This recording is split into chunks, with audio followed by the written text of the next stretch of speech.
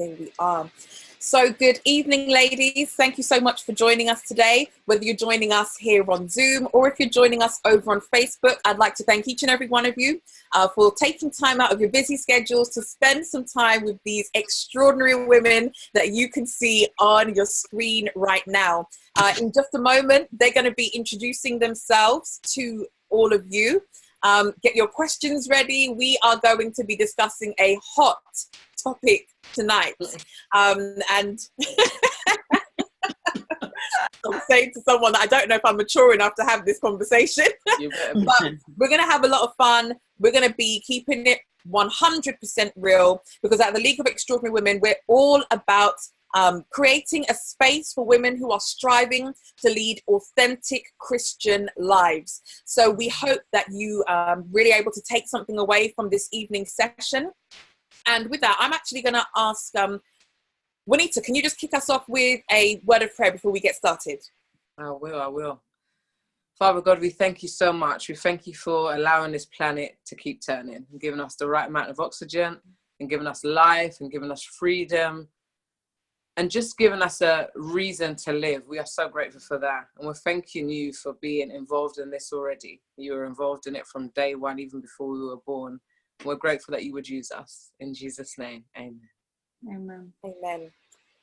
So what I'm going to ask you ladies to do in turn is if you could just introduce yourselves so that our people on Zoom and our people on Facebook get to know who you are if they don't know that already. So just whoever wants to go first, just go for it.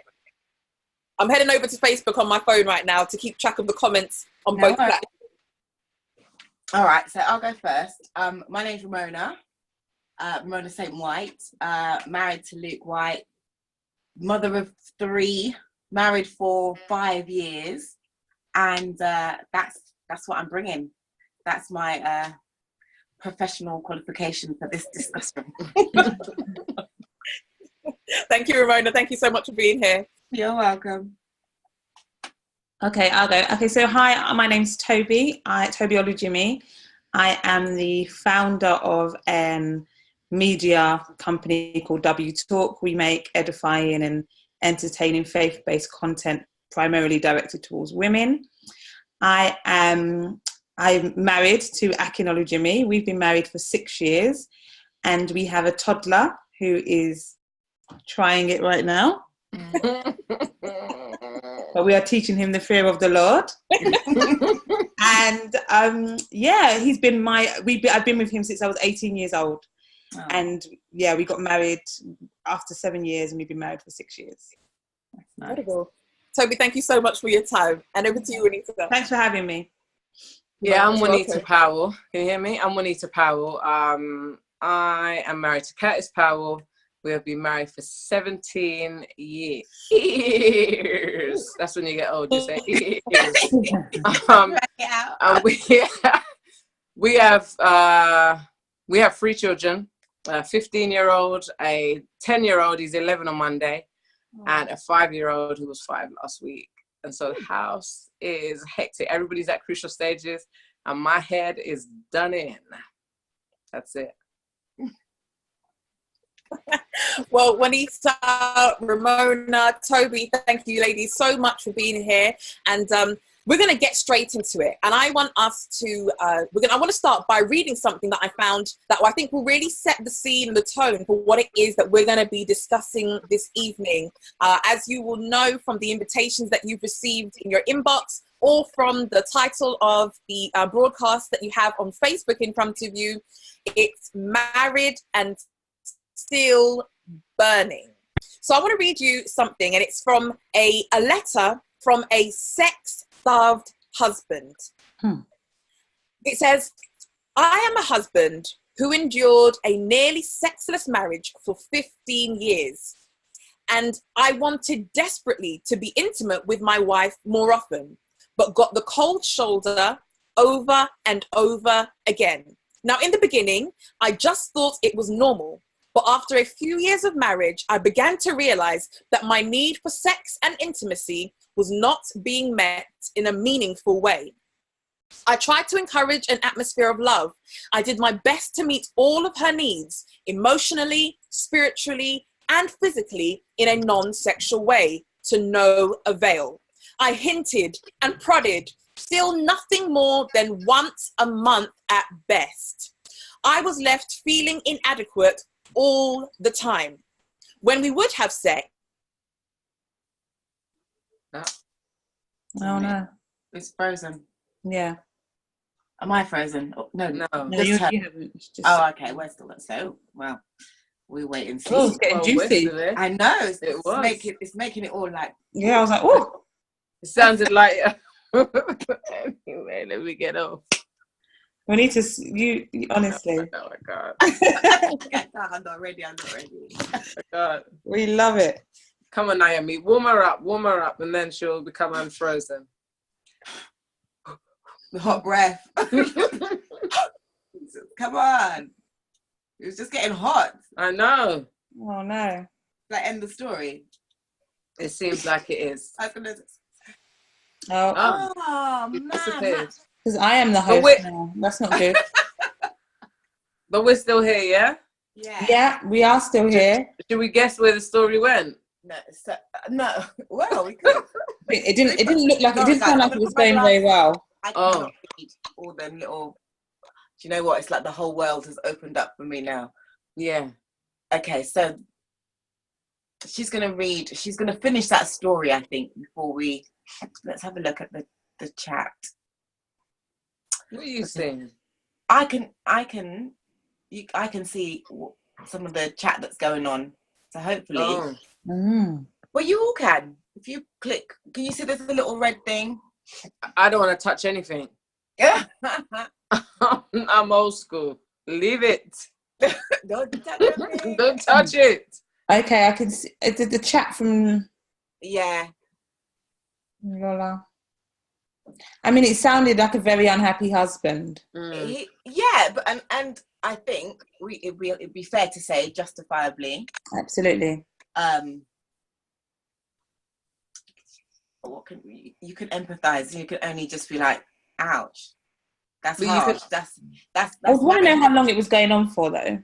15 years. years of marriage, he said. Oh, the whole marriage. Yeah, well, 15 years. The thing, of you it. don't know how it ended. Yeah. It could have ended with because of this reason. It could have ended for a host of other reasons. Maybe actually, it was someone actually passed away and it ended naturally. You just don't know. So we'll have to wait to find out how it actually ended. But I'm thinking it didn't end. I'm thinking that they had to start, getting to the root issues of it. Yeah. That's why I'm thinking she's going to go with it. I mean, for it to be ended, is that her coming back? No, yes. No, yes, she's coming back. hello. Hey. Hi. Listen, my computer was too hot. It was just like it's like flames just came up through stuff. This computer fully just turned itself off. Oh, that's the devil.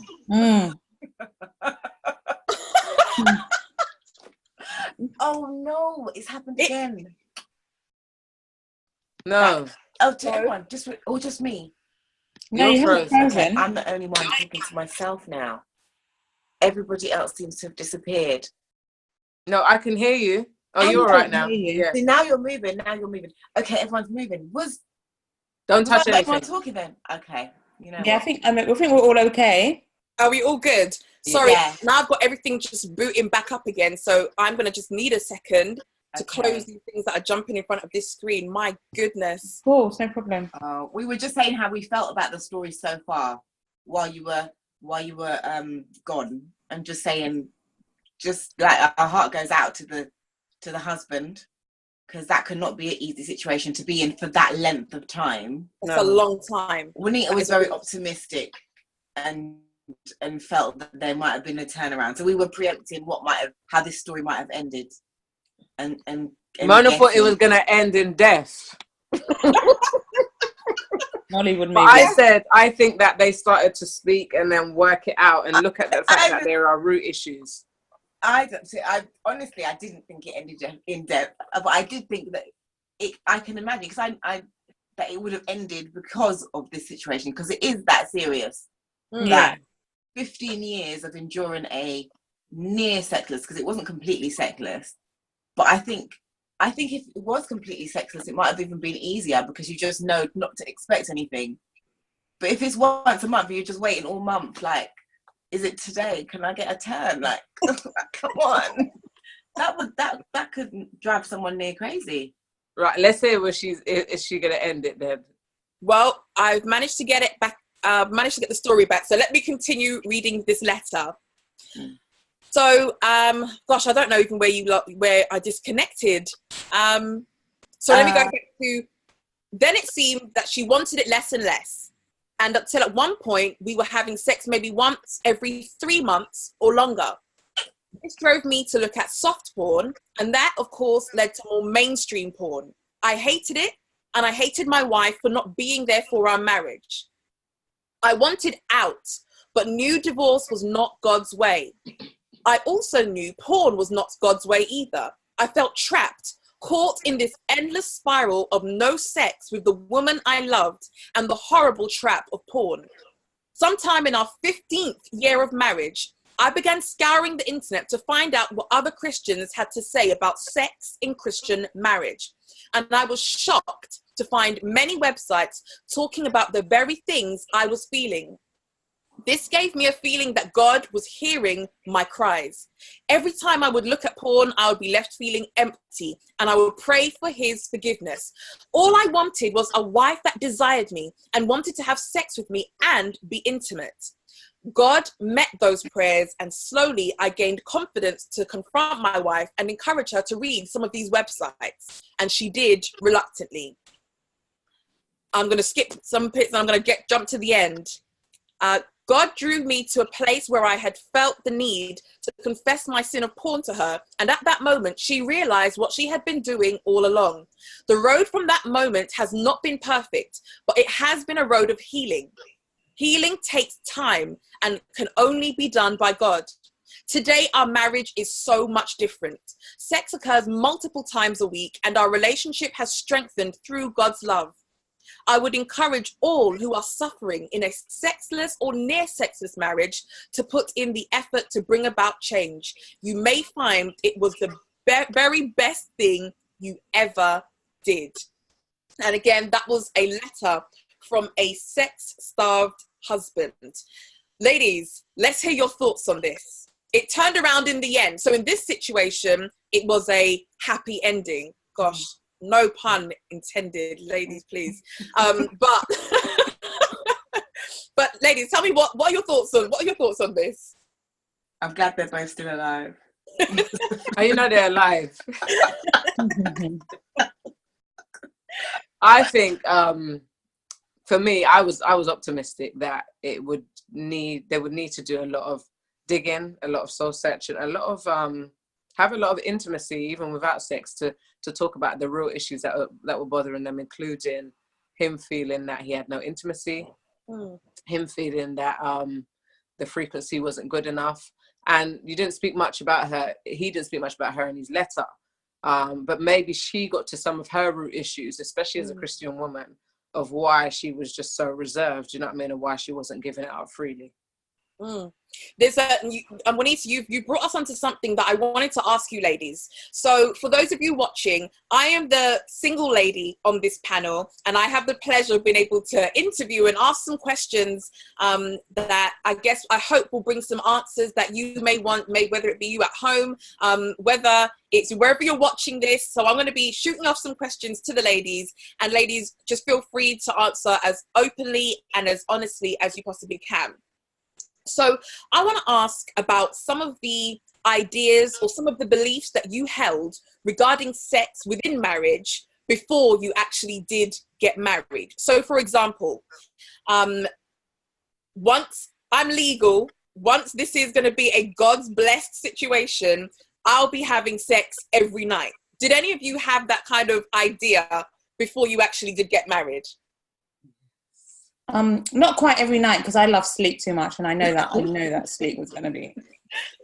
But I did definitely have, as you said, now that were legal. So it was no longer the forbidden fruit. So there was just the assumption with the fact that now that it was permissible, I would want sex all the time, and that my sex drive and my husband's sex drive would be compatible throughout all seasons. And that was definitely a misconception I held going into marriage. It was like, well, you know, and I have a very outspoken mum who has very strong views on sex and Christian sex, and particularly as a wife, and, you know, it being, you know, part and form of our godly duty to, you know, satisfy our husbands. And I think part of that also I took into the, you know, the early initial like months, if you like, not so much a year, because well, you get shocked straight away, but the initial parts of marriage, it was sort of like, as you said, it's no longer the forbidden fruit. You know, this is something that I was celibate before marriage, and this is something that I wanted and desired with my husband. I've always been attracted. You know, I have friends who, you know, they got married under different circumstances, but I've always been very attracted to my husband. So for me, it was like, this is great, like, you know, let's go. Whereas I think that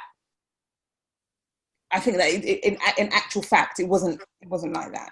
You know, as Juanita said, there's a lot that you carry in that you don't know you've carried in that actually can block intimacy. And I don't want to do sweeping generalizations, but I do think for women, we carry and we view intimacy from a different place.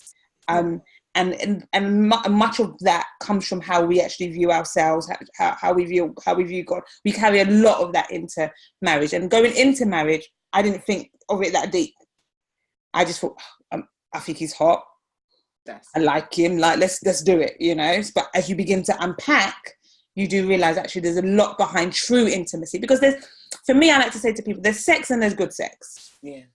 Like, let's just be all the way honest. If this is a conversation about women laying down on the bed and receiving, then cool. Like, I mean, I'm sure the stronger minded women could, you know, endure, but I'm talking about good, healthy sex that I think God desires for us in marriage. And I mean, in order for us to have that, then we need to have true intimacy. And I think that is a 360 approach. Going into marriage is a bit naive, and I didn't think it was that deep at all.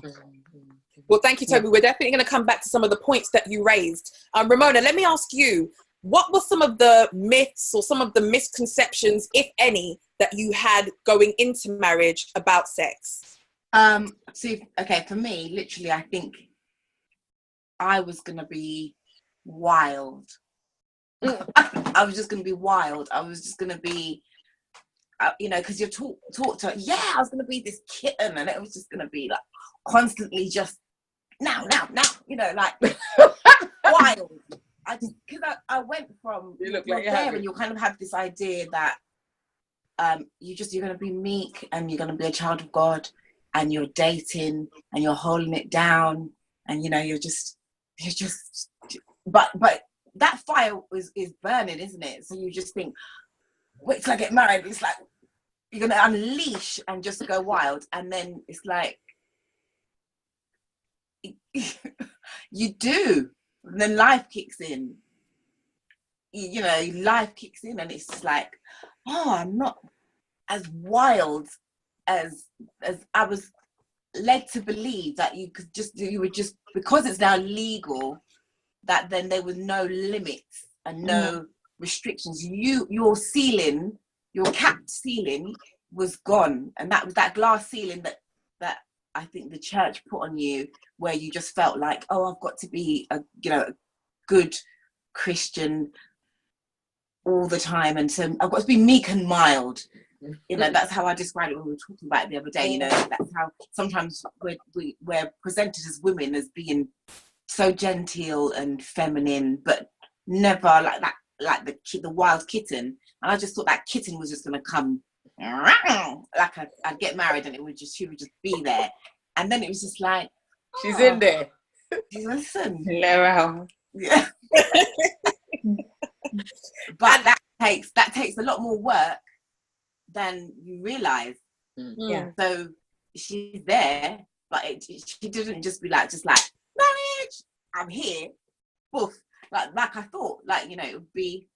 It's just like, oh no, actually no, I'm still sometimes you don't even know the limit or what was said, the conversation that you might have had, or the person that you spoke to, or the subliminal message that was put on you that causes you to just be that little bit like, Who's that? you know, I'm just more of a, you know, where you really want to just be like, and you're just holding back the fire. You want to bring it, but for some reason you've been capped, and that takes work to unpack. Yeah. And I didn't know, because nobody says it's gonna take a little time. Like you'll get to be who you want to be. Maybe not today, but take time. You know, and no one said that to me. In fact, you just had that idea. Maybe no one said much to me at all. In fact, to be fair, it was just always hold it down for your life. So you were just trying to hold it down. But then, well, when do you unpack it? Because you spent so long going down, holding it down, Depressing.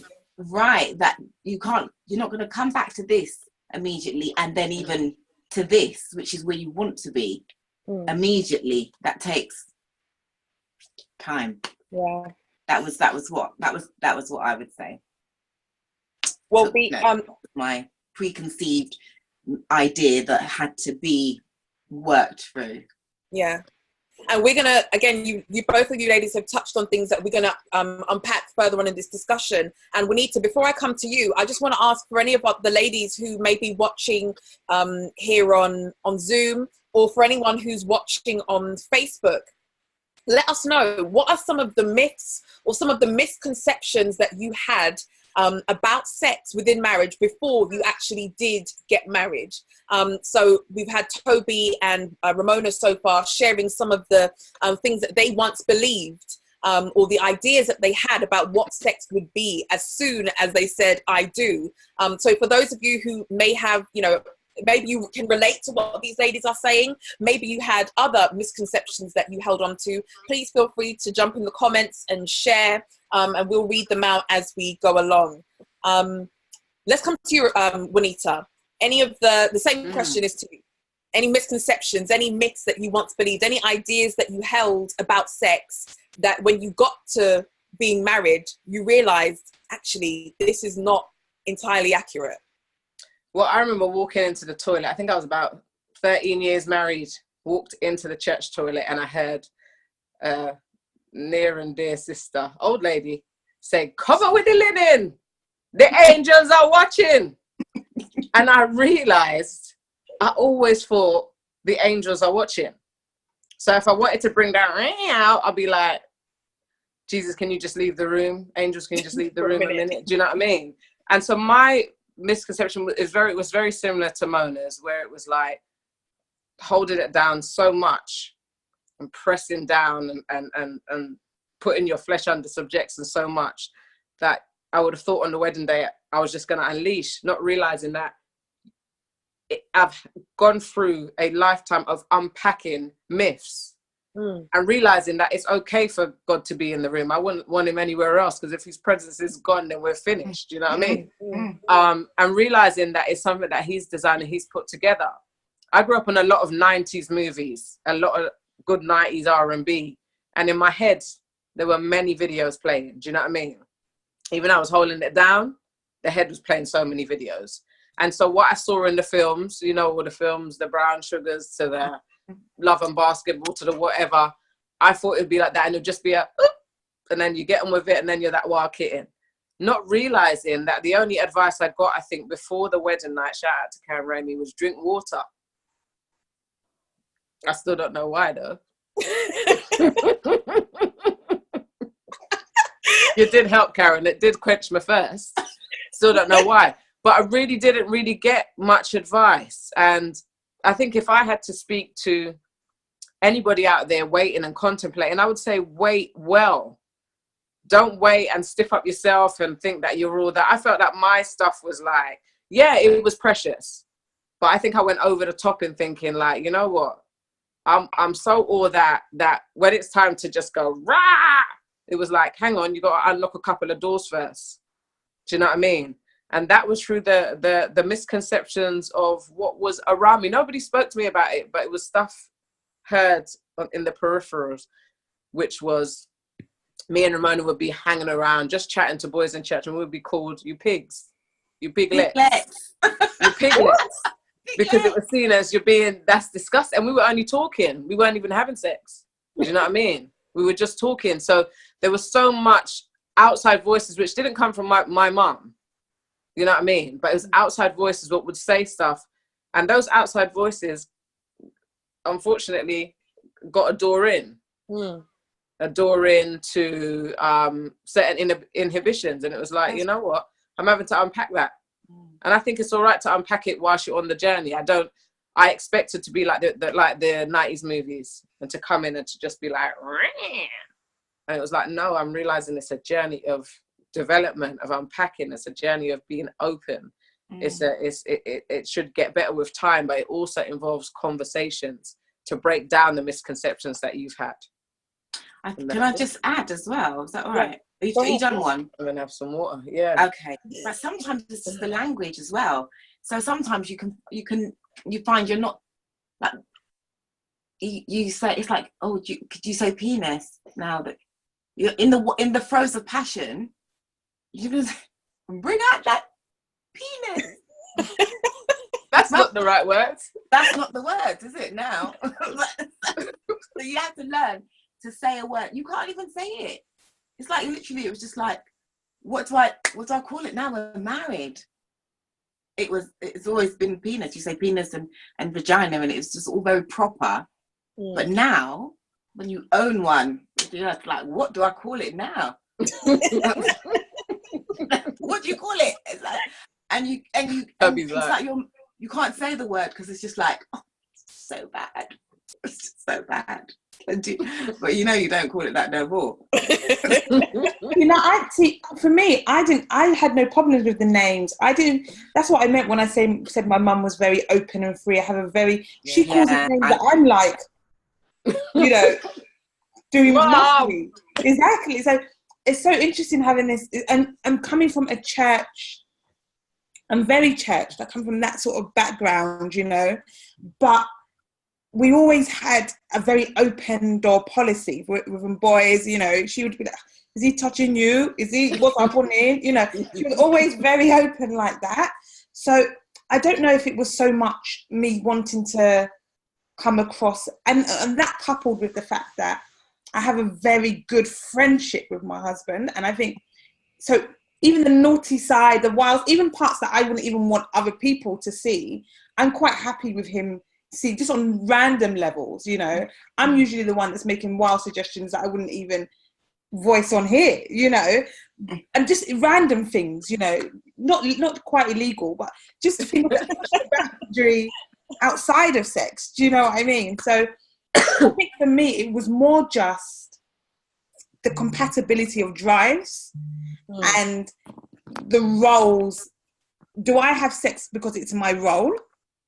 Or do I have sex because it's my desire? Or what happens when those desires aren't the same? And I think for me, my misconception wasn't so much being a Christian in it. It was more so, what is the purpose of sex in marriage? What is the godly purpose? And I think that I had too many myths around. I wasn't educated enough on what was God's idea for it. Everyone told me not to do it beforehand. And that message was clear, but once you got married, the message of, the purpose of God, sex, pleasure, not only just procreation, all of those sorts of things, that message becomes very, very quiet, nearly silent, actually, as to what happens afterwards. So for someone like me who and I'm sure a lot of people, they want to be pleasing to God, I just wanted to know what was the role? What happens when I'm not feeling it today? What do I do it because that's what a godly woman does? Or, that's what I think was unclear for me and caused, if you like, I had to work through. Yeah. Well, now I'm gonna press you ladies a little bit more, because you're saying some things that I would not. And if anyone watched last week, that when someone said something that sounded even a little bit cliche, I had to press them on it to get let's get very literal. So I want to press you ladies a little bit more. Again, I'm not asking you to expose all of your personal business, but you've all mentioned things that, or you've all mentioned some of these myths or some of these misconceptions.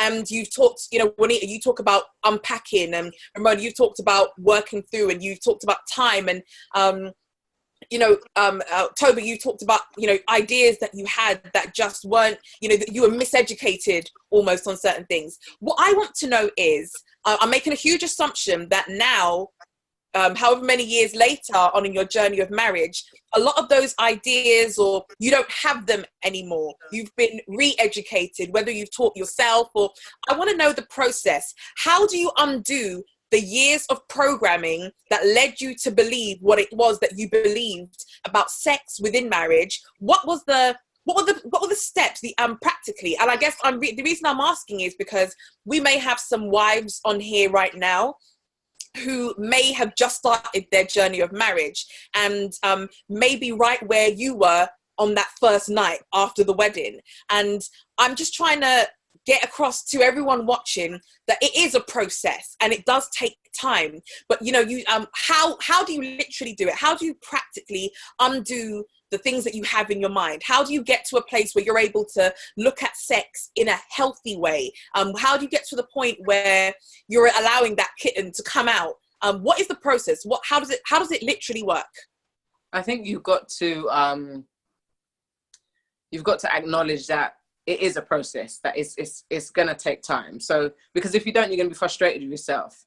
You know, I think at one time I actually had the feeling of, I wish I had done it before, and loads of times, and with so many different people, just so I came in with that.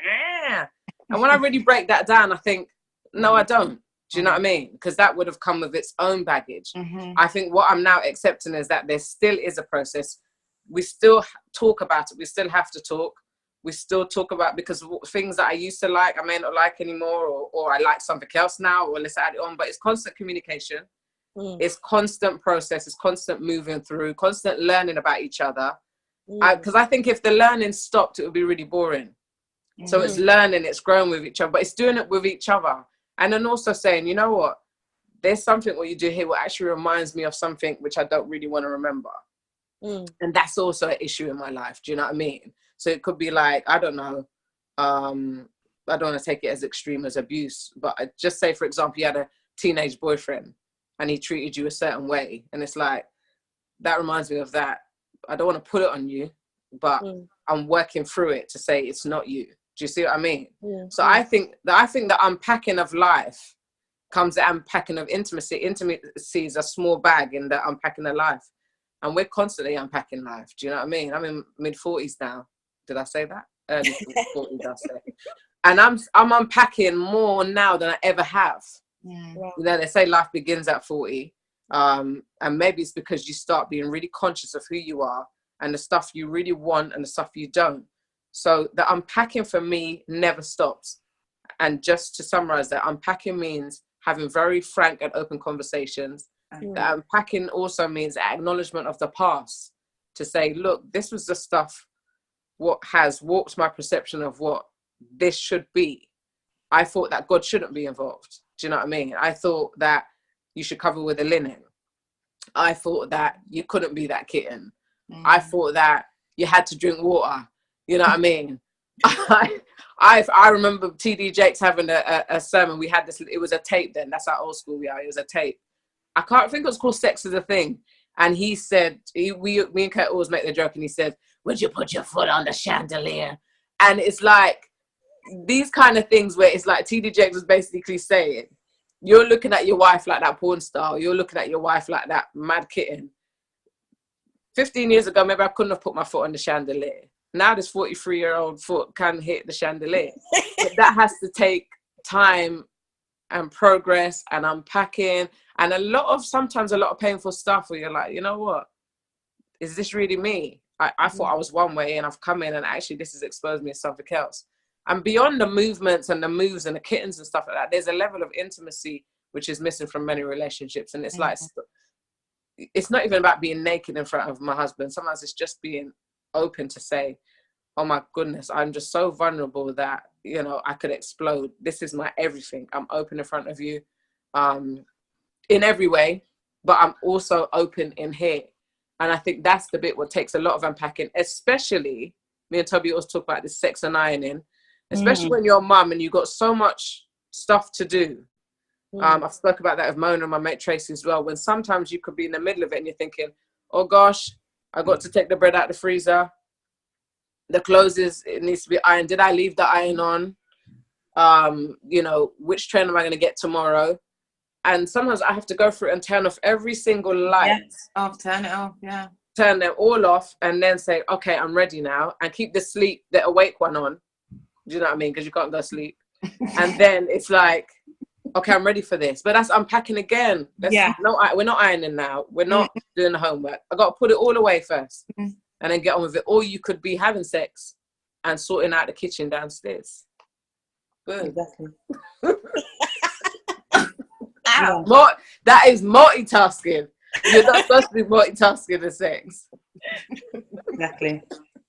I think that's so good what you're saying about that last point, because I think that was one of the biggest things, and I think it is a continual process. I mean, I don't know what arrive looks like, to be honest. I mean, I don't know. I'm only 6 years in. I think that what looks like arrived, like in terms of arrived. There's no arrival. You know, I don't know. You know, but I suppose for us, we're just processing. The acknowledgement of seasons, I think, is very, very important, because I think that was one of my big misconceptions, is that it's just this steady line, and sex isn't something that changes or deviates.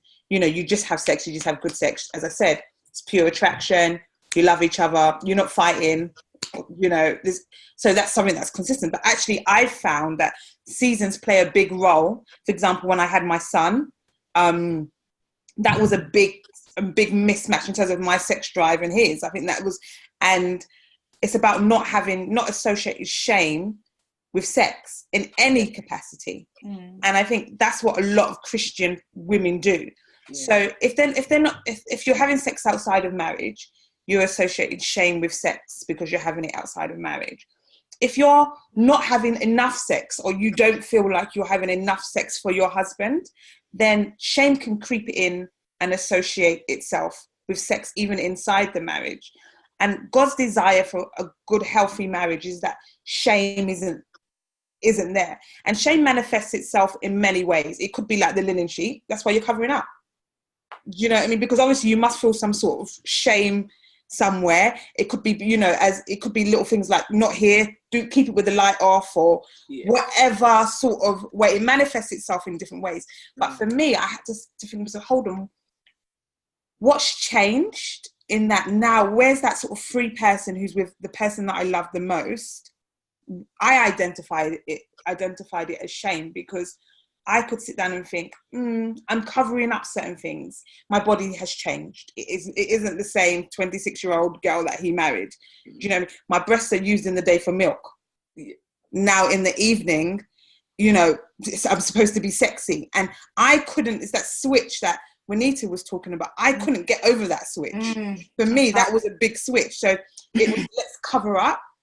You know, I had a C-section, so I had like the scar like underneath. Again, it was like, is this a fupa? You know, fat. I'll be allowed to say that on that upper pussy area. Sorry, I said it. Again, these sorts of things. So for me, I had to, and you know, again, he was, no, I love you, I love you, I love you, I love you, I love you, I love you, I love you. But it was something that I had to identify as, this is shame. I'm ashamed of something.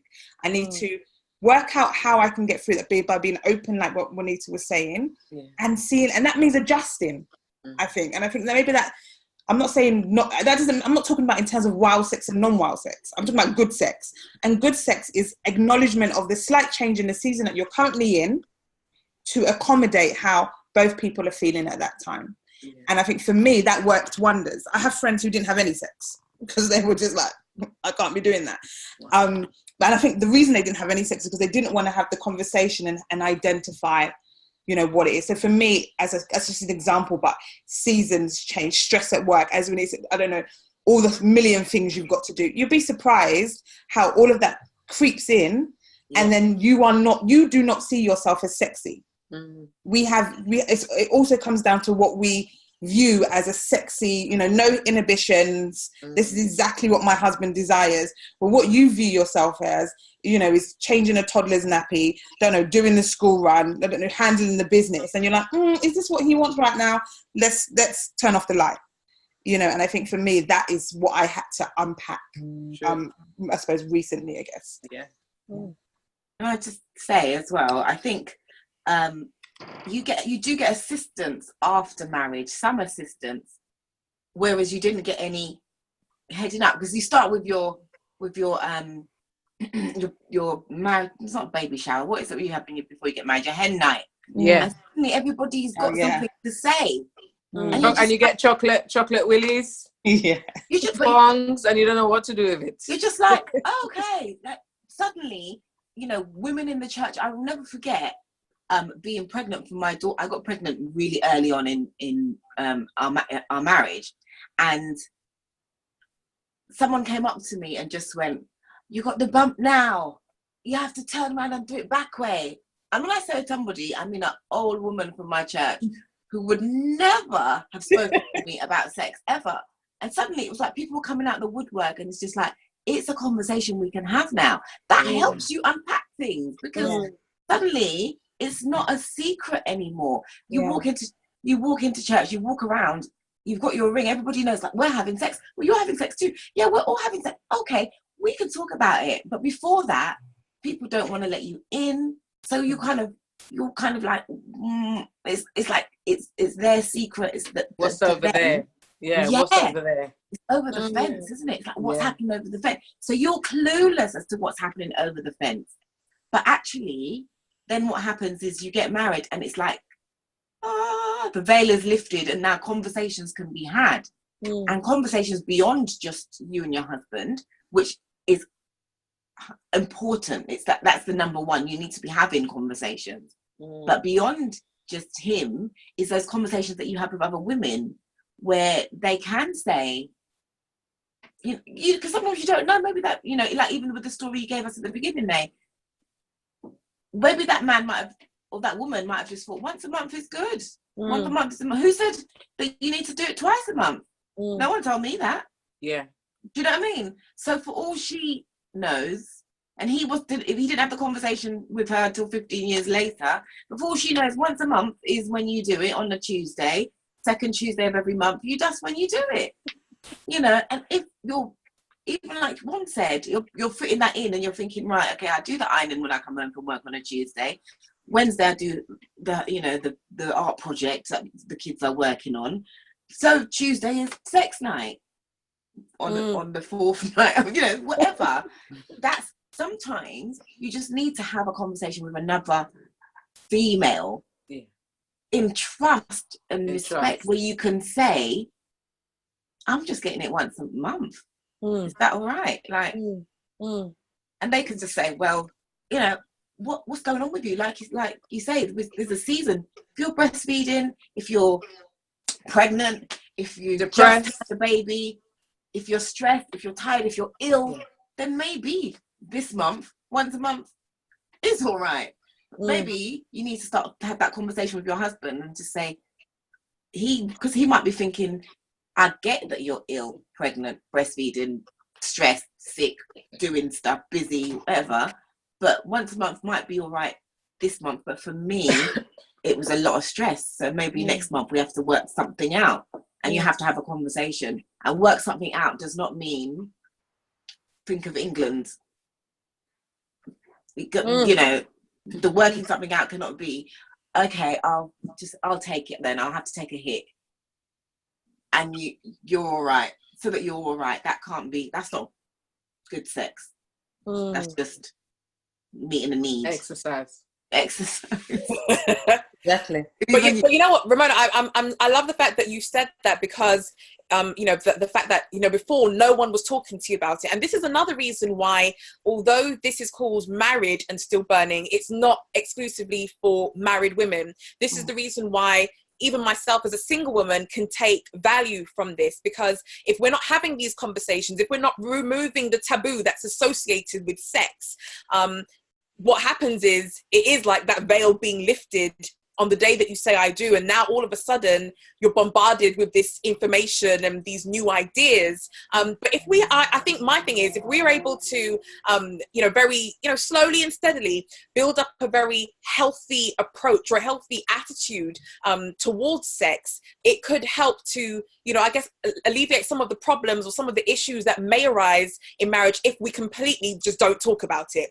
Or if sex becomes demonized as a single person, we don't, it's nasty, it's dirty, don't do it. And I get where they're coming from when they give us those kind of messages, because, they want the message comes to girls. They want us to remain abstinent. They don't want any pregnancies. They don't want any STDs or STIs. And I get it. But there has to be some balance for us to be able to, when, for women who will eventually get married, when they transition into that married life, to just be able to be a little bit more balanced about it. Yeah, you see, I understand what you just said, Naomi, in terms of saying that, it's dirty, it's this, it's that, whatever. But that's actually a lie. And so they've told us a lie in order to get you to abstain. Absolutely. And so I said that would come in as baggage into your marriage. I remember having those lies in my head, and then abstaining, and then fighting to abstain. And then when we were allowed, still having that alarm bell in the head saying, no, you're not supposed to do this. And it was like, yeah, we're allowed now. Actually, Actually, we're allowed, but yet again, having to knock down those barriers, on those lies. The lies still come back when you're married and when you're in deep intimacy, because it's maybe silent. It's a time to. It's not like you're reflecting, but you can hear your thoughts at that time, and those thoughts still come back. They're lies. I want to jump to a comment, because I've got some messages come through to my phone. I think with this topic, people may not be so comfortable with just putting their stuff out there. So I'm getting some text messages and I'm getting comments on. But let me read one that's just come through on Zoom. It says, "I relate to Ramona. I'm a single woman. I'm a single woman though, and have been to bridal showers where everything all of a sudden comes out. However, as a single woman, I feel like conversations about sex could happen amongst single women as well. I feel that could help when one gets to marriage. Platforms like this help." And exactly, Kimberly, thank you for sharing that. And that is the idea. Having this open conversation, I'm sure that there's going to be a plethora of women on here. Some of them are going to be single. Some are married, some, maybe somewhere in between, they're engaged, maybe preparing for marriage. Frozen. I don't know if it's just me. Sorry? You're frozen. Mona's frozen. Oh, she's frozen. Yeah. Let's see. Back now, are we? Okay, I'm back. Was it just You're me? back. You're back. I am having issues with my charger. It keeps saying 12% and a lightning strike, but it's not moving from there. I'm going to check for another charger just in case. Okay, no problem. A question has come in, and Juanita, hopefully you can still hear and you'll be able to chime in once you get back. A question has come in, and that question is, where is it now? What does intimacy look like? I can't remember who it was that spoke about the importance of intimacy, not necessarily talking about intercourse, but intimacy. What does intimacy look like within a marriage? How is it created? And how do you go about enjoying intimacy? What is it? It's massive. That's a massive question, because intimacy covers different things for different people, different things at different times. But you're still dating, you're still courting, you're still growing together, you're still spending time together. You're still working on your love language. What is your love language? Is your partner actually recognizing it and working towards it? Are you working towards your partner's love language? Are you meeting their needs on a more emotional level, so that actually then the physical is more, you can slide straight into it without then having to think, well, actually we haven't had a conversation all week, so where's this coming from now? Actually you're a stranger again. We've got to kind of build back up to Connect. being that, husband and wife, where we banter, where we squeeze past each other in the kitchen and you just think You need that. You need that when you come home and you get a kiss and you think it's going to be a peck, but it's not, and you're just like, oh, I wasn't ready. Them things make you just think, if it happens tonight, I'm good. Yeah. There's those little things, and it's literally like, like a I don't know, like when you're playing chess and you're just setting it up to take the queen. You can't you don't just reach in and just say game over. We're playing this, let's do this, and you get rid of the pawns, and then you go past that, and you might put it's a game, we're playing this, and you do that dance, and then I think once you do that, the dance of intimacy, and it will be different for everybody.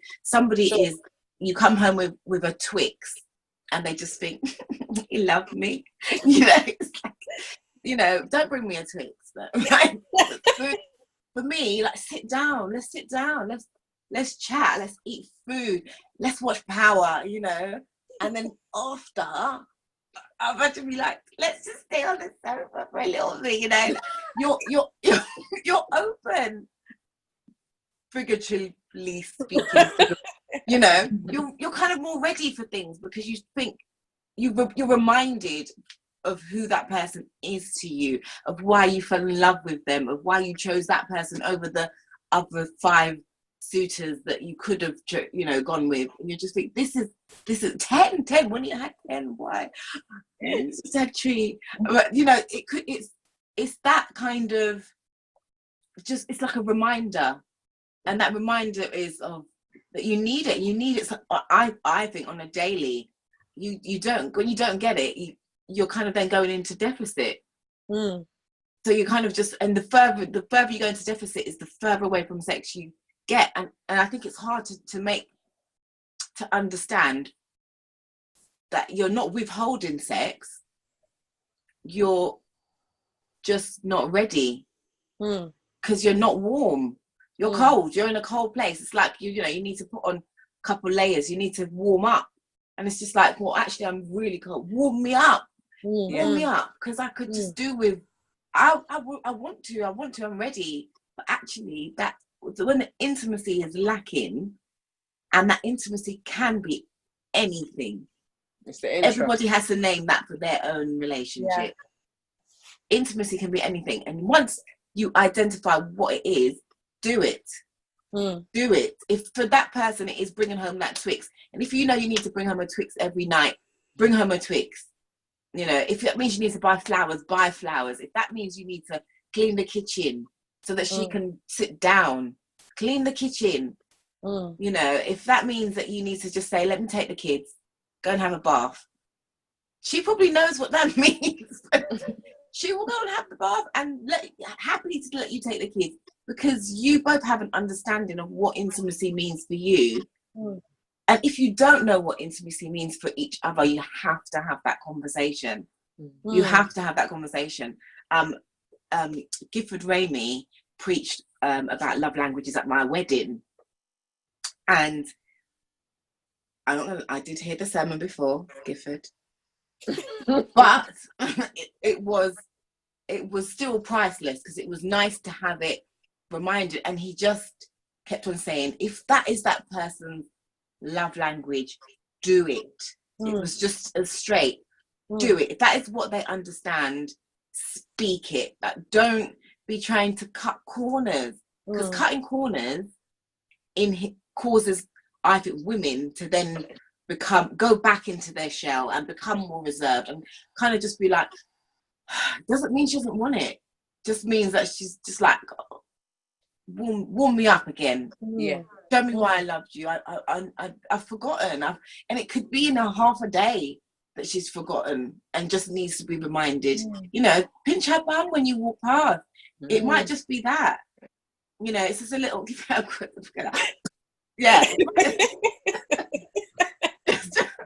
whatever it takes. Everyone is different. I once heard someone describe intimacy as come into me and see. I don't know if you've ever heard that, but I've always found that really helpful, because I think intimacy requires vulnerability. on both parts. I don't know if you can have true intimacy without vulnerability. And I think that sometimes is the biggest block or obstacle that someone has to get over. Intimacy in marriage, intimacy in friendship, in any sort of relationship, intimacy with God, any sort of form of intimacy is going to require the person, you know, opening themselves up to actually come into me and see exactly who I am. And I think that in, as Mona said, in every relationship is very, very, very different.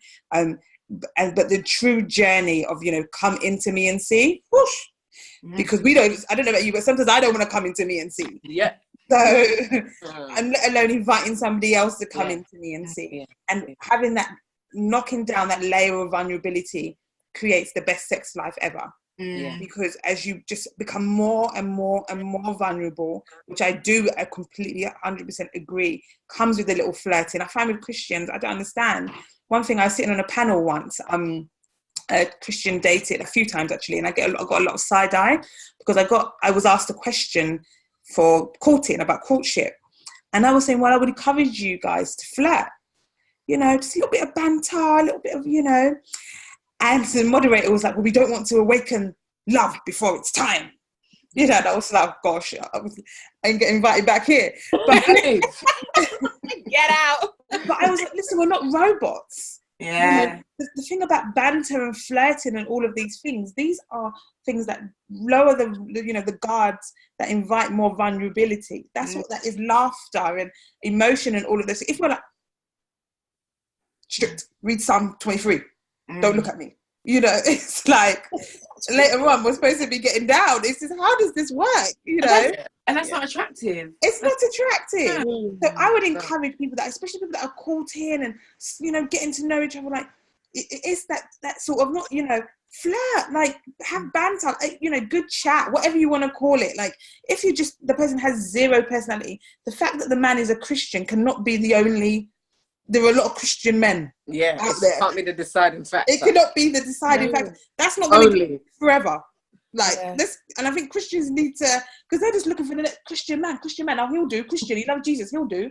That's not going to pay the bills. No, like, it's not going to give you good sex. He could be a lazy Christian. For real, you know, like, or a bad breath Christian. I when I think of intimacy, I actually think of it as being honest and naked.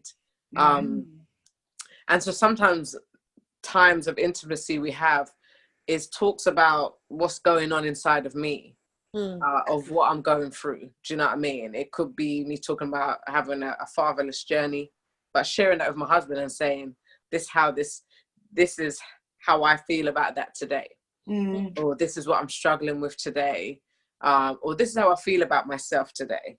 You know what I mean? And it's me being really open and honest and bare with him. I don't think I have a problem in being naked. I'm not going to do it for you guys because you're just going to get blown away. You get me? It's not a problem with... Do it. You know you always get me to do it. But you're not this time. I'm stronger, Mona. What I'm saying is I don't think it's a problem with being physically naked. I think the problem is saying, as Toby says, into me see, look inside me. The best and the worst of it. Do you know what I mean? So for me, intimacy is when he sees the best and the worst of me, and is still wanting to be in me. Wow. Do you know what I mean? In many ways. And it's like, for me, that's the part of me where only he sees. I don't want anybody else to see. And I always say he sees me and he still sees with me. I always think about that he sees me and sees with me.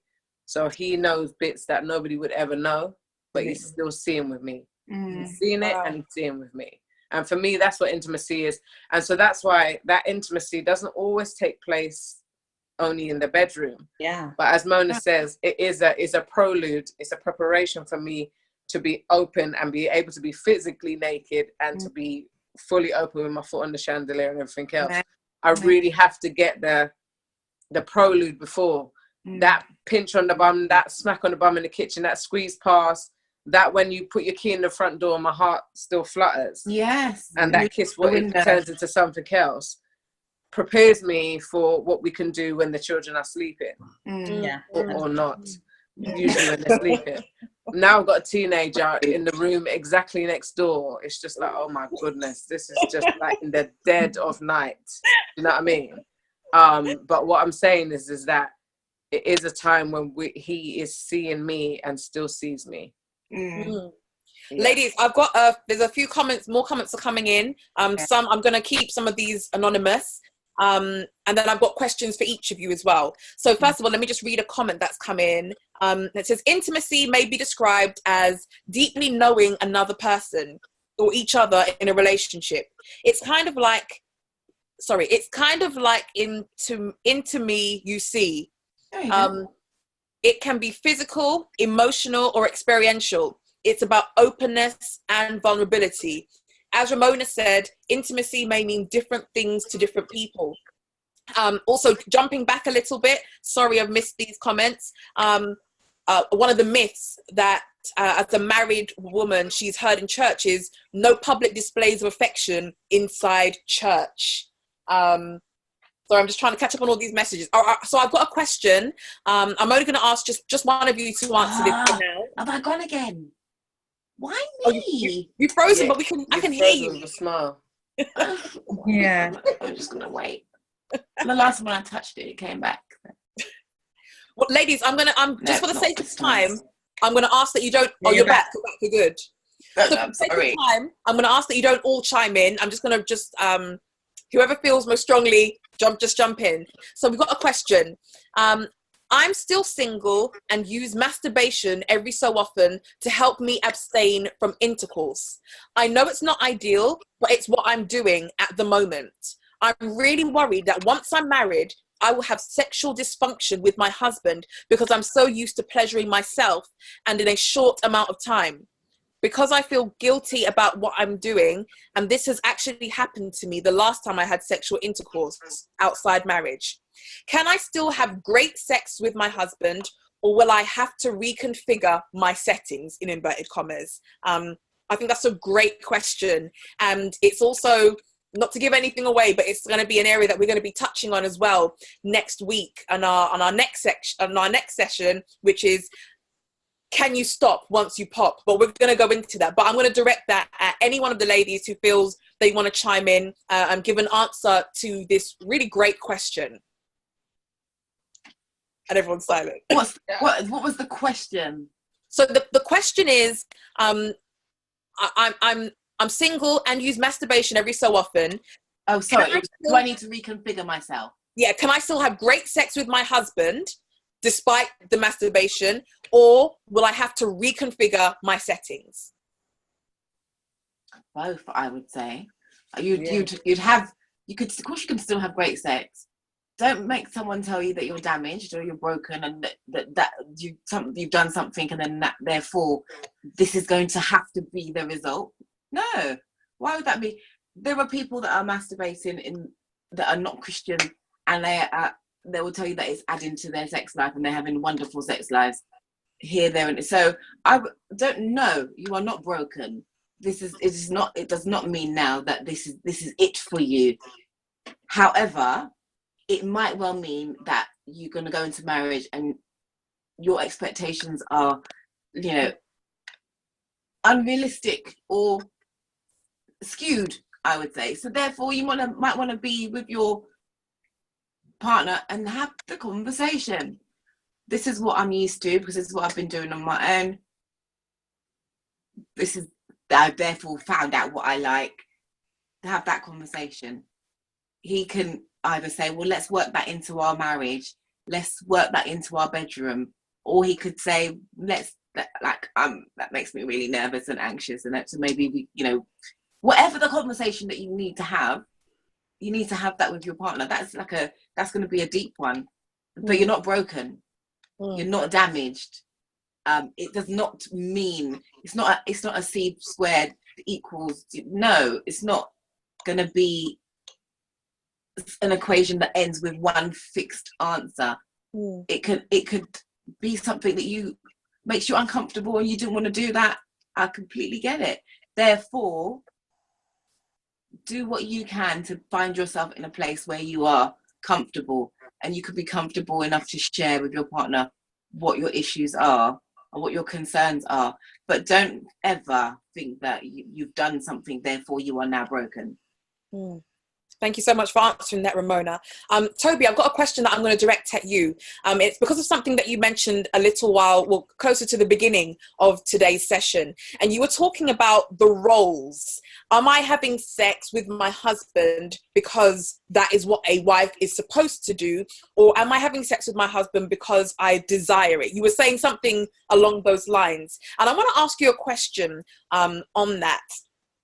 And it's something that's come up in conversation before, and it's about this idea of submission and a woman's place and what a woman's role actually is.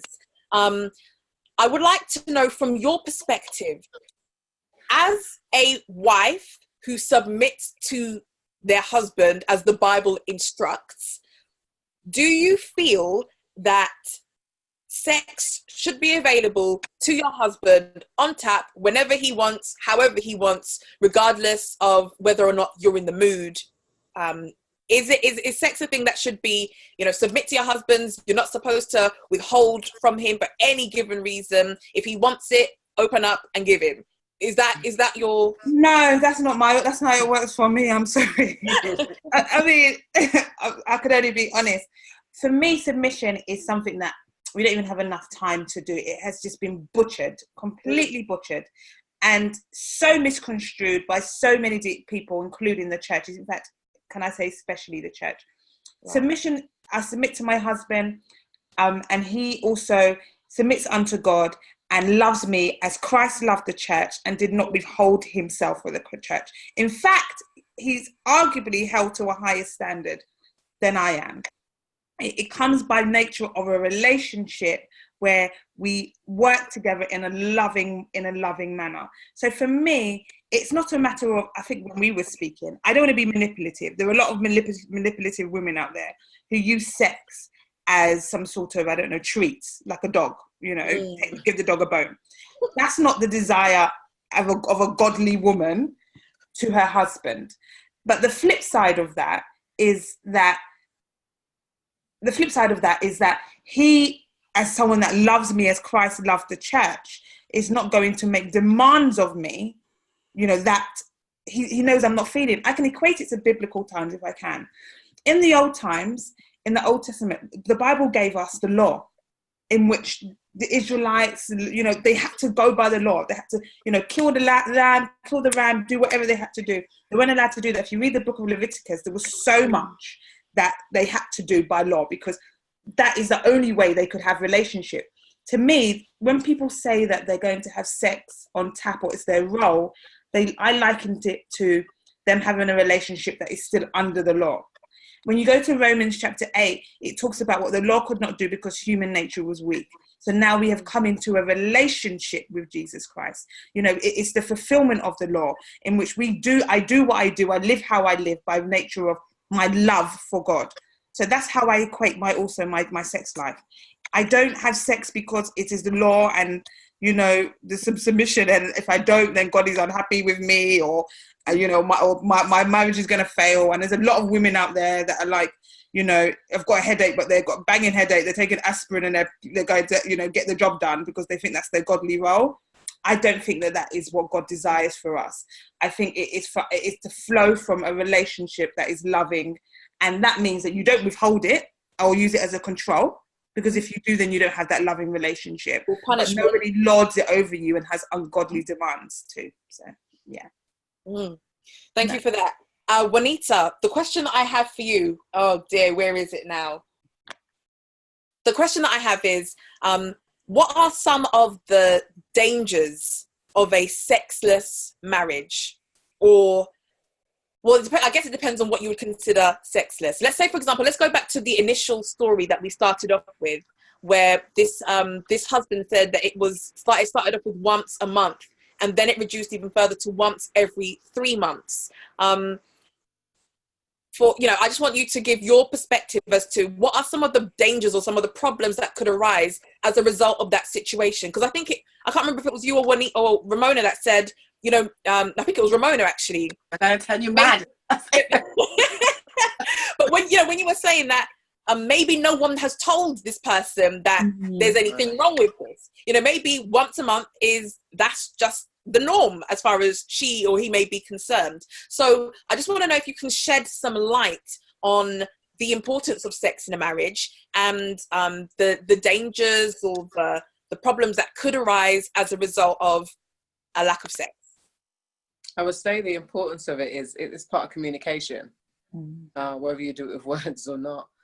Sometimes I speak, sometimes I don't. So it is a form of communication, and if you're not having it, then there's a channel of communication which is going to be blocked. I would also say that the importance is that it's time together. It's time for him to see me to see him. And a lack of it means that you're lacking that time together, that opportunity to see each other. Not to mention the amazing physical release and buzz that you get, what makes your head explode. Do you know what I mean? That stuff is great. It starts my work day. I'm on point after that. Do you know what I mean? So it's all good. But that's the bonus stuff. But I would say without it, it would lead to stuff like, as the letter said, an interest in pornography, where you may want to see it and maybe also even masturbate to it, so that man or even the woman can get a release out of it, and they're not even developing intimacy because the person on the screen isn't even real. And so but then at the same time, it's having someone who's on that screen who doesn't judge you, who doesn't nag you, who isn't going to look into you because they can't get into you because they're on the screen. Do you see what I mean? So you don't really have to get emotionally involved. And then I think that in itself sets you up for blockages in real life, where you want to go in deep, you can't because you're not having to do that with the person who's on the screen.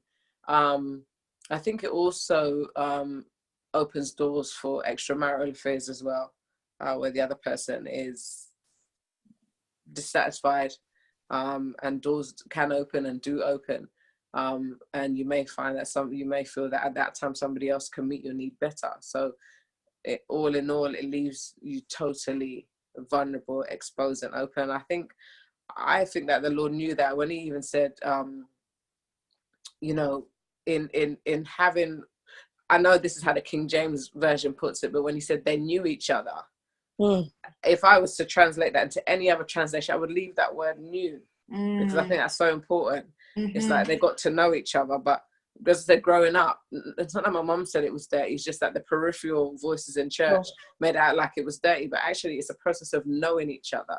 And if you take that away, you're no longer knowing each other. You're knowing the bunny, or you're knowing the Daisy Dix chick on the pornography. Not that I know her name because I ain't seen it, but you know her name on the screen. Do you know what I mean? Or you fancy the guy, the postman down the road, and it's like you never would have looked at him before. It's because you're lacking something. So I think that these are barriers to intimacy, not barriers and barriers in marriage. It's not that stuff. It's not stuff you can't come back from. I don't think. Though. I still think that if you are watching porn, if you are masturbating, if you are having extramarital affairs and stuff like that, I still think that with the belief we have and the gospel that we have gives us enough power to work through this stuff, through forgiveness and through overcoming and through looking at the real core of the issue. And the core of the issue isn't the extracurricular stuff that you're doing.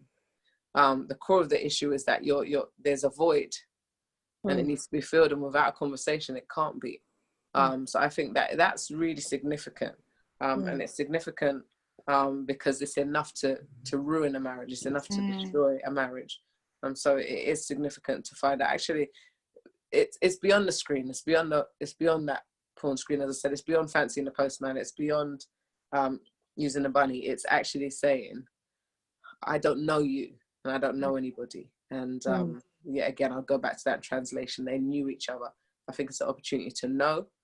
I think you can come back from much. I say anything, but it will take a lot of prayer, a lot of work, a lot of tears, a lot of fighting through baggage, a lot of putting down baggage to work through these issues, but it doesn't creep in one day. It's a build up, and it's a build up because there's a hole, and it has to be filled. So vacuum must be filled. Yeah. Can I add that when we talk about getting married and becoming one person, in sex we connect, and it's a physically becoming one person, with like a jigsaw. You literally become two pieces of a jigsaw that are now connected. You one goes into the other as a jigsaw does. You become one picture, and when you're not having that connection, what's to stop you then becoming two again?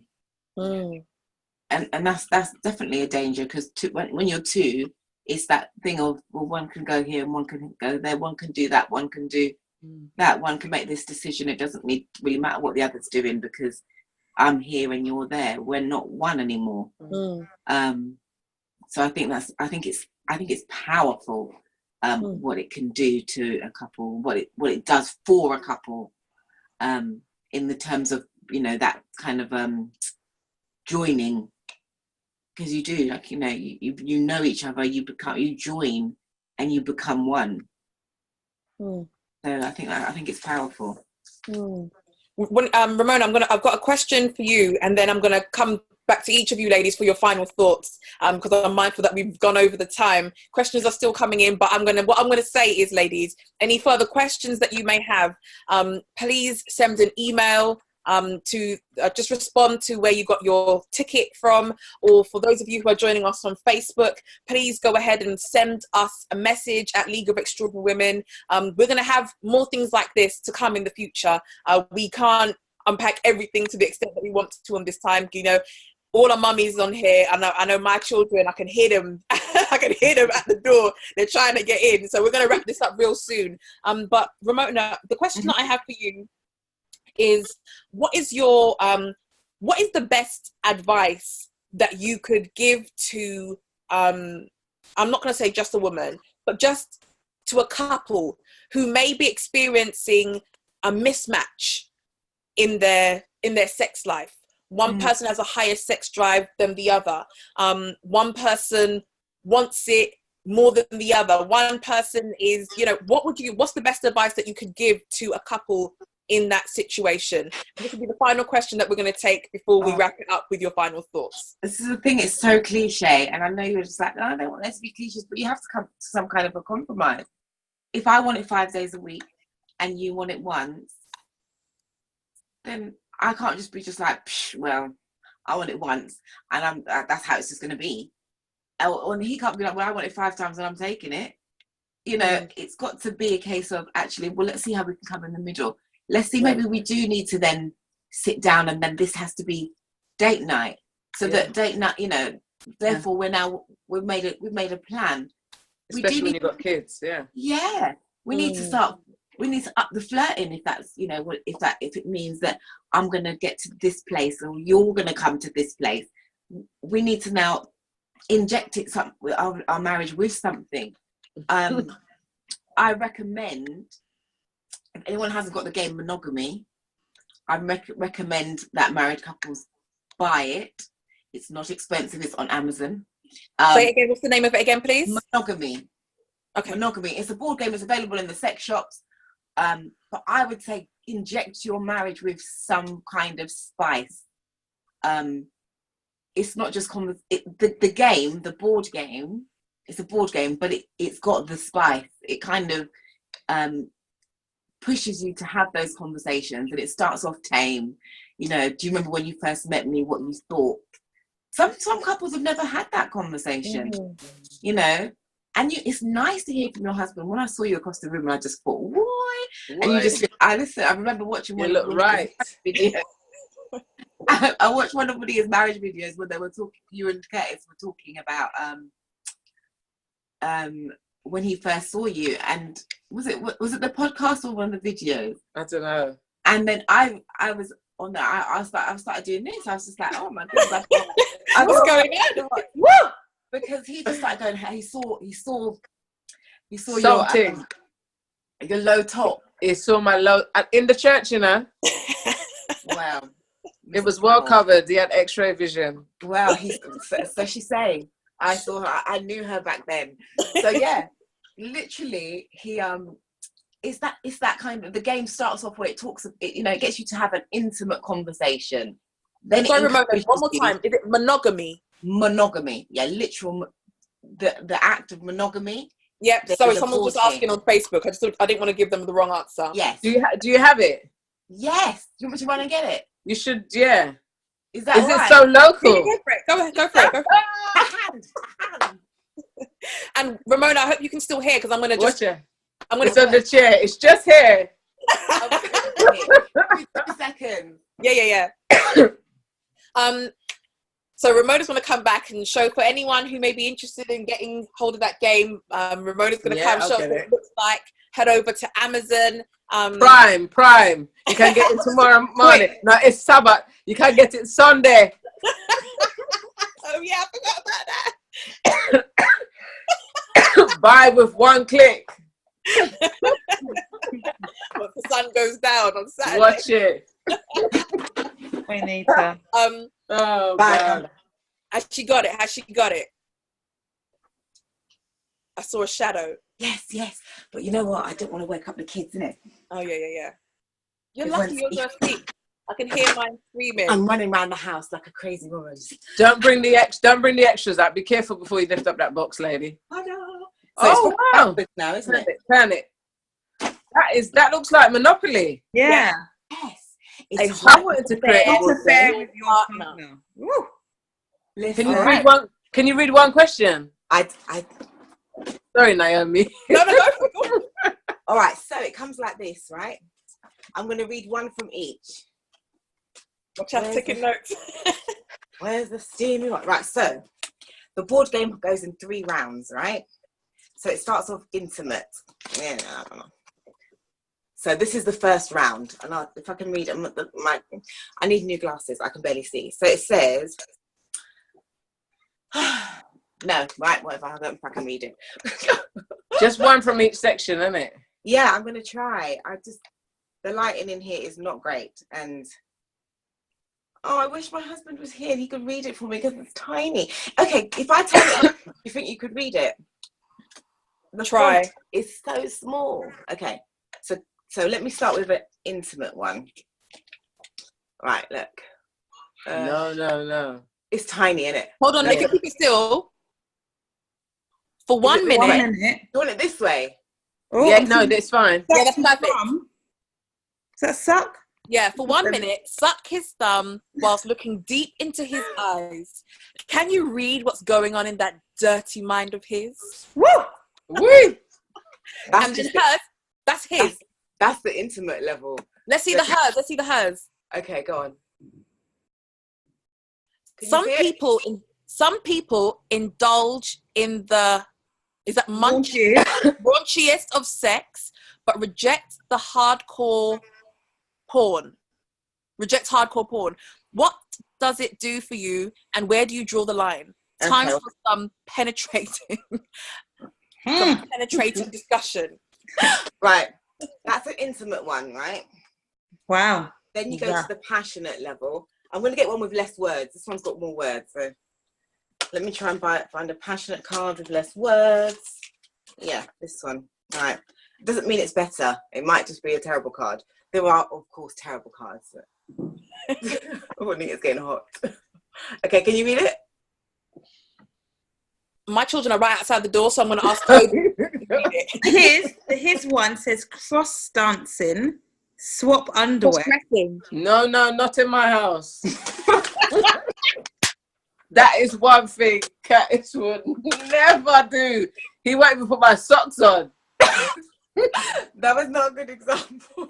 Oh, Ramona, do you have the Christian version of that game? I've never got that card before.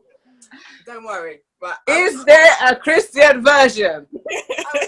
You know what? I would love to be able to read it and then go like, not that one, but I can't read it. This is the problem. Okay, so after the passionate level is what level next? After the passionate level is wow. Steamy. steamy. And then there are cards that you keep for later. So once you've finished and completed the game, you get the fantasy card, and you win. If you win, you get a fantasy card, and it means you keep that, and you can just bring that out whenever you want and be like, I'm claiming my fantasy. And it's just there were really terrible examples. And there's no reason why, obviously, in a marriage, you can't just be like, pass, I ain't doing that one. Sure. But for me, it's just about creating a bit of humour, just a bit of fun. It's actually having conversations that you never had before. Yeah. And you might have never asked. Actually, maybe I do like. Yeah. Maybe. But just a little bit. I didn't even know I did. And until you brought it up, it didn't cross my mind. So, you know, sometimes you just need to be able to sometimes get an outside influence without necessarily you defiling somebody else's marital bed or them having to feel like they've given from themselves in order to educate you and inform you. Because I think sometimes that causes a problem as Christians, where we want to keep strong because you just think, that's my marriage bed. That's not for anybody else to know. But if everybody's doing this, then how are we going to help each other? This is it. This is exactly so, you know, you want to be respectful of your marriage bed, 100%, 100. But I think we have. I'll find out. You know, it's licks otherwise. I don't like Get it. out. Don't beat me. Don't beat me. Ladies. We're gonna wrap this up, but we're gonna wrap this up. But what I'm gonna ask you each to do in turn. And Toby, we're gonna start with you. And it's just really your final thoughts. You know, this session was called Married and Still Burning. What would be the advice? And this is to each of you, just within a minute, literally.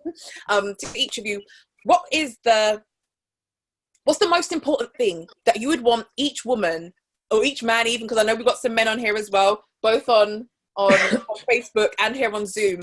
What is the most important thing that you want each person, whether married, single, engaged, what is it that you would want them to take away? What is the most valuable thing that you've shared or you've heard one of the ladies sharing today that you would want everyone to walk away holding on to?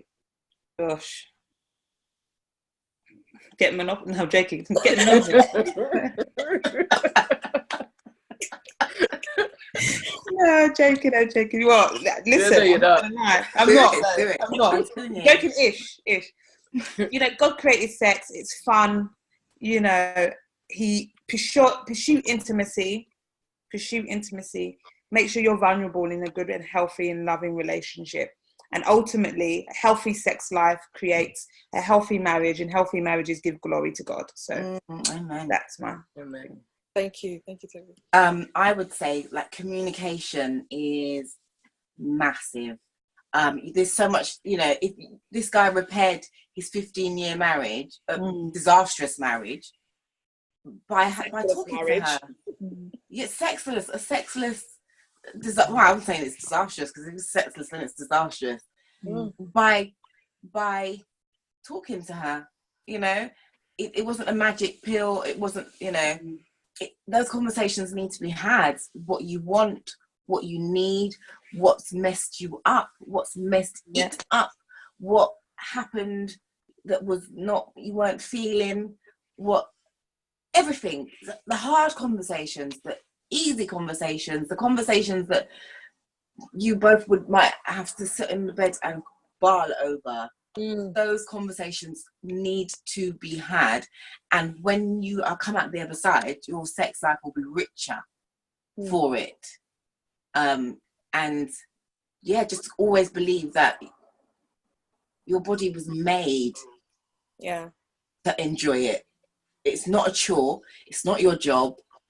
Your body was made to enjoy it, and fruitfulness comes from it. So do it.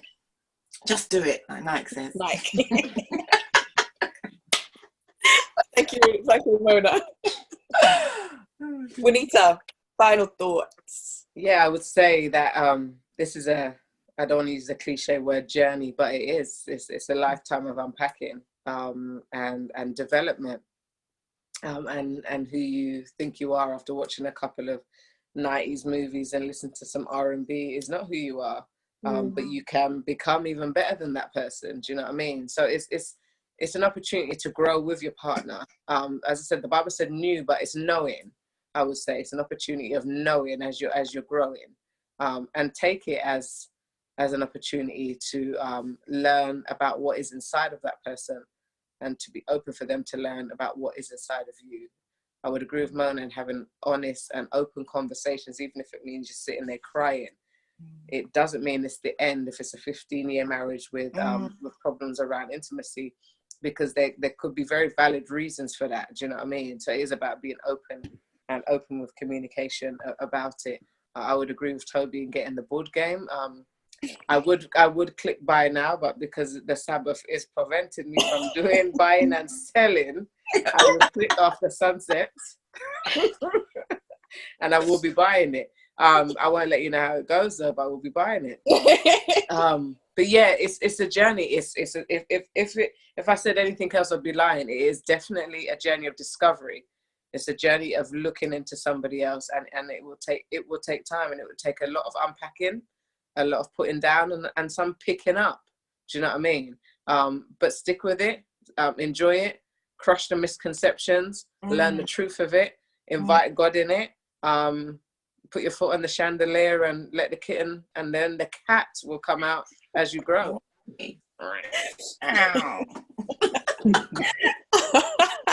Ladies, oh my goodness, to Anita, to Ramona, to Toby, thank you so much for your openness, for your honesty, for your vulnerability this evening. I can see from the someone on Facebook said it's already in their basket on Amazon. Don't press buy. Wait for Sabbath to finish. No, don't, because it could come on Sabbath and you could have a blessed time. If you got Prime, make that thing come in the morning. Getting an extra Sabbath blessing. I got Prime, mine's downstairs at the door ready stuff. I got the Kindle version. Oh my gosh. So ladies, all jokes aside, it's been incredible spending time with you this evening and having this dialogue. It's a conversation that needs to be had and needs to be had more often. So I really, really do thank you. I will admit that I was a little bit nervous when I started getting the questions coming into my WhatsApp about this topic with the title. I didn't want hoping, no one was going to be too thrown off by Married and Still Burning. But, these ladies have definitely brought it tonight, and I'm so grateful. There's, and also not just to the ladies who have, not to you, just extraordinary women, but to every single person who is watching on Zoom, every single person who is watching and who has shared on Facebook. Thank you so much, because this would not have been as fruitful without your input, without your questions. This is what League of Extraordinary Women is all about. It's all about creating this safe space, creating I'm on next time. You need an older woman to keep you all in check. No more comments. I am the older woman. I'm not reading any more comments. But no, seriously, this is what League of Extraordinary Women is all about. It's about creating a platform, creating a safe space for women who are striving to lead authentic Christian lives. It's for women who are tired of wearing their masks and are ready for just to be able to enjoy life as a Christian woman, but without all the extra fake stuff that we can sometimes attach to it. This is allowing us to live a life that is free, to live abundantly. And I believe that this is what our Christian journey as women should be all about. So for those of you who have tuned in this week, thank you so much. Next week, we are going to... No more comments. I'm not going to stop reading. But yes, there is a recording available from last week as well. For those of you who are interested to know what's going to be happening next week, we have another group of extraordinary women, and we are going to be talking around the topic, can you stop once you pop? And it's going to be a discussion on the realities of sex outside of marriage. We're going to be having this conversation. We're all about having this open and honest conversation and this open and honest dialogue where we can really ask the questions that we may have. We can share some of our struggles, some of our weaknesses, some of our strengths as well, to be able to edify one another, to be able to build one another up, and just for us to really be honest and remember that we're on this journey called life together. We're on this Christian road together, and if we hold each other's hands figuratively and literally in some cases, support one another, remain honest, we can give so much life to one another, and it just makes the whole journey so much easier. So for those of you who want to tune in for next week, please go ahead and jump over to our Facebook page. It's League of Extraordinary Women. So it's / on facebook.com/Extraordinary Women UK. You'll be able to find us. For those of you who have joined us on Zoom, go ahead and send us an email if you want to make sure that you're on the list for next week as well. We've got another fiery topic for you all. Ladies, thank you so much. We went a little bit longer than I anticipated, and I thank you for your patience. And I apologize, because I know you've got some husbands that are waiting for you, some babies that are waiting for you. So I'm going to get out of you. I'm going to get out of you lot's way. Let the kitten, let the cat, whatever it is, free, and enjoy yourself this Sabbath evening. And to everyone at home watching, wishing you a very blessed night. And we will catch up again, same time next week at 8 p.m. right here on Zoom or here on Facebook. Thank you so much, ladies. Thank you, everyone at home watching. Take care. Good night. Happy Sabbath. Bye.